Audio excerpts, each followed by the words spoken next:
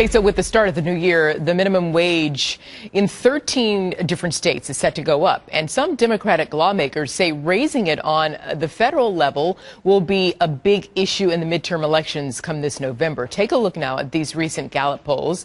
Most Americans say they support raising the national minimum wage, while small business owners, looking at this now, they say that their businesses will suffer if lawmakers raise it. So joining us now, Democratic strategist Basil Smikle and Republican strategist Dee Banky. Good to see both of you. Happy New Year to you. Yeah, Happy New Year. Yeah, Basil, I'm going to start with you on this one because it's sort of like your argument, if you will. Why is increasing the minimum wage a good idea? This will affect about 30 million people. It helps to lift people out of poverty or those that are on the margins, keep them from getting there. You increase the minimum wage, you're putting about $48 billion into the marketplace.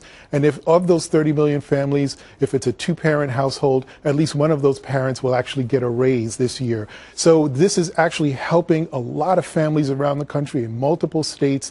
And look, of the sort of rich countries around the world, Germany, Britain included, the minimum wage in the United States is about 38% of median income. We're actually the lowest, or on the low end of the spectrum, among these wealthy countries. So this is a good thing to do. It helps the economy, and it prevents a lot of families from sliding further into poverty, and it actually helps with the income inequality that's going on in this country right now. Okay, so Dee, since 2009, the federal minimum wage is what, $7.25 an hour, and you're saying, guys, no, don't raise it. Yeah, I have to tell you, Arthur, I think anytime the government tells businesses what to do, it doesn't work. And for the government to say, hey, everyone in our country, you have to raise it to $9, $10, $12, where does it stop? Well, even in New Jersey, that's even the worst case scenario because, you know, they are going to connect it to inflation. So they're going to raise the minimum wage automatically. You know, so that is something that I think is kind of scary.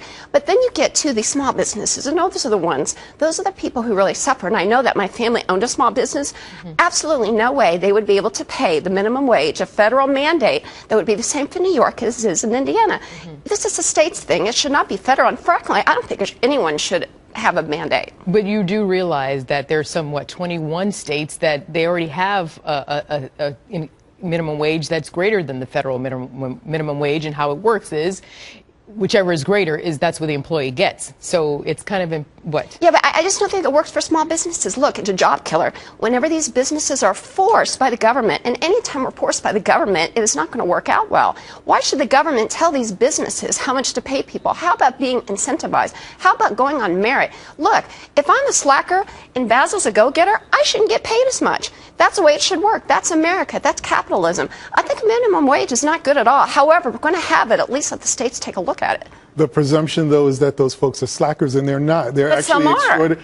That is extraordinarily. No, I can't make that assumption. I can't start with that premise. I have to believe that people are hardworking. They want good jobs and great wages, but when you have the price of food skyrocketing, it's much more difficult for these individuals to be able to survive. What about the small businesses? Well, I take that to some extent. There's about 30 years of research that talks about the impact that minimum wage increases has on small businesses. There's an equal amount of research that says that it's either harmful or helpful. I think it's inconclusive. But my family's experienced this. I'm telling you, there's no way they would survive.